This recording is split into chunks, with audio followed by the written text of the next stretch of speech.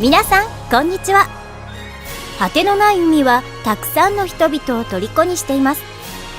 ですがこのせいで時として信じられないようなショッキングな事件も起こっています。今から皆さんに海で起こったとんでもない事件を5つお聞かせしましょう。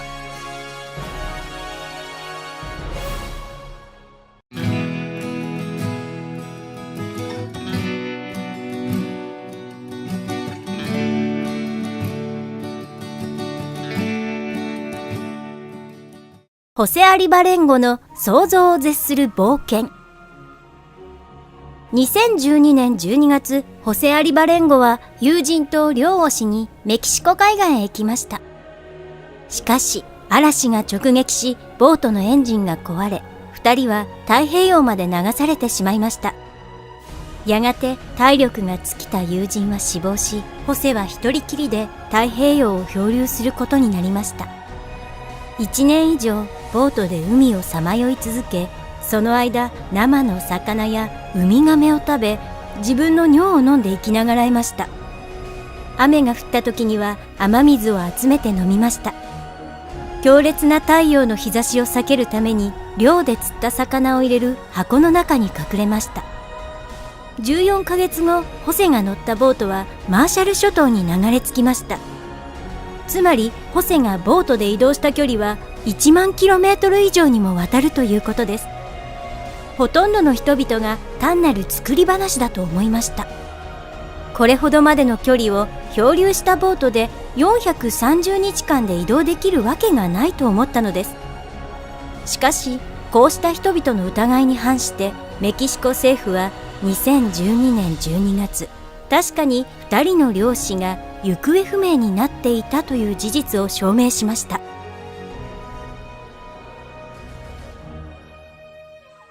ボトル瓶に入れられた予言書。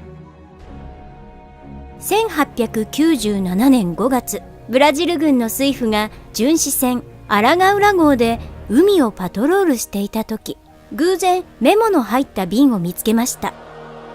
メモには海の英雄という名前の船で暴動が起こったと記されていました。二等航海士の名前で記されたメモによれば、船長が殺され、船長の補佐役も船から海に投げ捨てられたということでした。二等航海士はアマゾン川の河口に船を着岸するように強要されました。メモには乗っ取られた船の座標も記されていました。ブラジルのパトロール船はすぐに航路を変え救助に向かいました。しばらくして水平線上に乗っ取られた船の姿が見えてきました。ブラジル軍は直ちに反乱を起こしたボートを武装解除させて逮捕し、捕虜を解放しました。海で拾ったメモを読んでブラジル軍のパトロール船が救助にやってきたと知った時、海の英雄号の二等航海士はひどく驚きました。実はこの二等航海士はメモを書いておらず、また彼にはメモを書くチャンスすらありませんでした。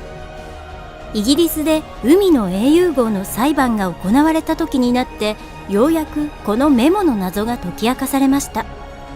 この事件が起こる16年前、作家ジョン・パーミントンが船で起こった暴動を書いた海の英雄号という小説を出版しました。自分の作品を宣伝しようと苦心した末、パーミントンは戦場で起こった暴動の場面を自分の小説から引用してメモに書き写して瓶に詰めて海に流しました。その数はなんと5000本にも上ります。信じがたいことですが、このメモ入りのボトル瓶が16年もの間海を漂流し続け、ブラジルの巡視船に乗っていた水夫に偶然拾われることになったというのが事の真相だったのです。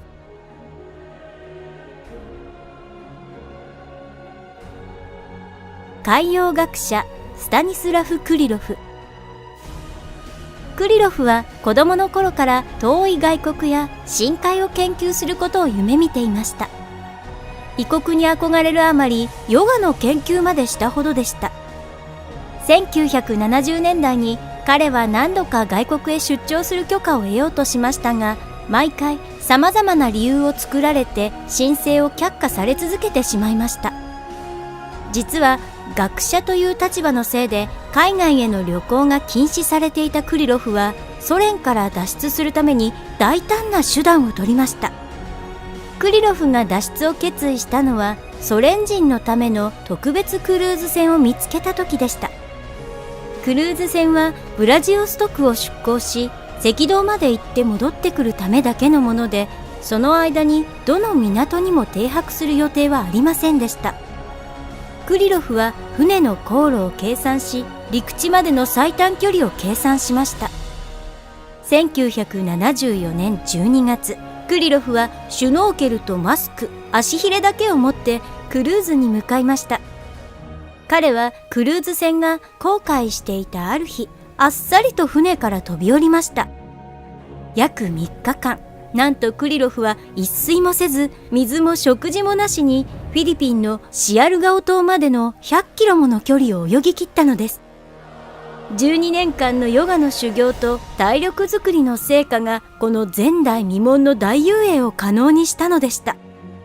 短い審査期間を経て、クリロフは彼の姉妹が住むカナダに向かい、その後一生を過ごすことになったイスラエルでは、子供時代の夢を叶えてさまざまな海洋探検に参加しました。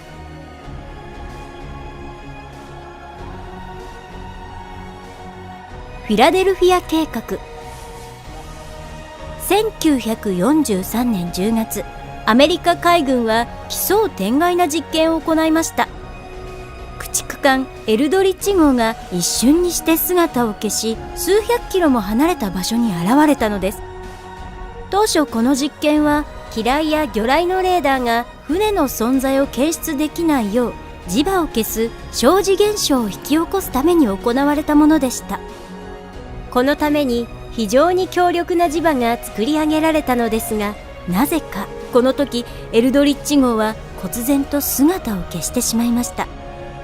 この現象が起こった時、目撃者たちは船が緑がかった霧に包み込まれたと証言しました。181人の乗組員のうち帰還したのは21人、27人は文字通り体が船体に飲み込まれて船の一部になってしまいました。軍の関係者はこの事件の存在を正式には認めませんでした。また、この出来事が本当に起こったと主張する人々や、そうではなく全くの作り話だと主張する人々も出てくる騒ぎになりました。いずれにせよ、海におけるこの不可解な事件の謎は今に至るまで解明されていません。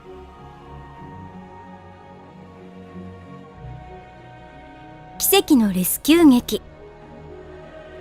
小さなヨットの所有者だった男性が海までちょっと出かけようと決めました。この時彼は、これから自分が命を懸けた戦いに挑むことになるとは思ってもいませんでした。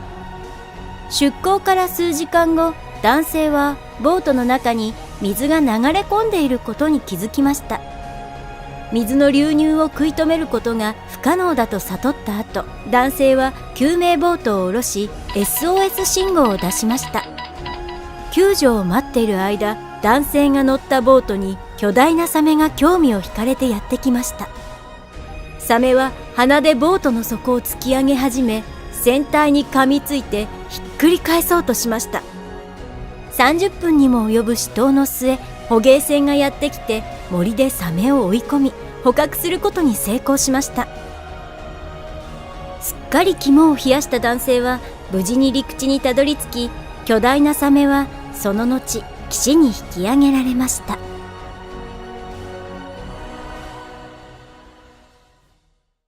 皆さんご視聴いただきありがとうございました。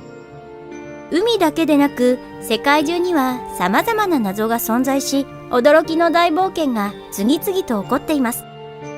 この動画が気に入ってまだまだ奇想天外な冒険の続きを見たいと思ったら、いいねボタンを押してくださいね。これからも一緒にいろんな場所を冒険しましょう。それでは皆さん、ごきげんよう。